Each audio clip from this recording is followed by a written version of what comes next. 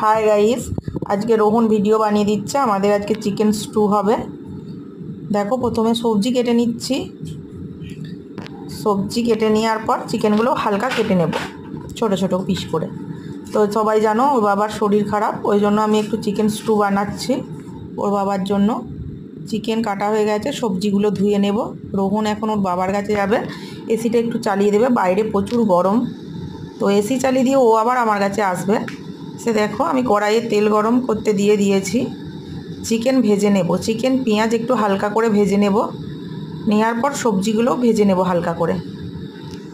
সবজিগুলো ভাজবো।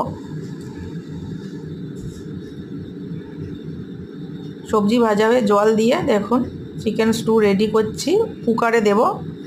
Chicken stew ready হয়ে গেছে, তো এখন বাবা ছেলেকে খেতে দেব।